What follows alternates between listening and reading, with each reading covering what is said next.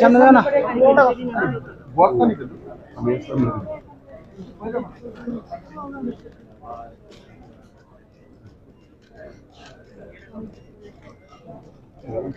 বারোটা ক্যাবিনেট বার্তা আছে, এর মধ্যে আজকে মন্ত্রিসভার যিনি সদস্য হয়েছেন শ্রী কিশোর বর্মন, ওনাকে নিয়ে 12টা বার্তের মধ্যে আমাদের ফুল ফ্লেজেড যে মিনিস্টার সেটা সম্পূর্ণ হয়েছে।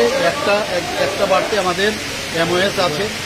তো আমরা যেভাবে উনি আজকে যে শপথ নিয়েছেন, যে শপথে নেওয়ার পরে যা যা ওনাকে পাঠ করা হয়েছে, আশা করি সেগুলো মাথায় রেখে আগামী দিন আমাদের যেভাবে ত্রিপুরার সামনের দিকে এগিয়ে নিয়ে যাচ্ছি আমরা, মাননীয় প্রধানমন্ত্রীজি যেভাবে আমাদের মার্গদর্শন করান, নিশ্চয়ই উনিও এর মধ্যে ভাগিদার হবেন এবং ওনাকে আমি স্বাগত জানাই।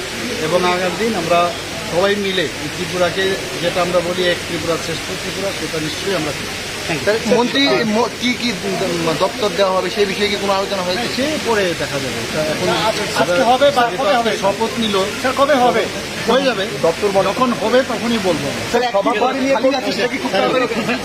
সব হবে, সময়ে সবকিছু হবে, ডোন্ট ওয়ারি।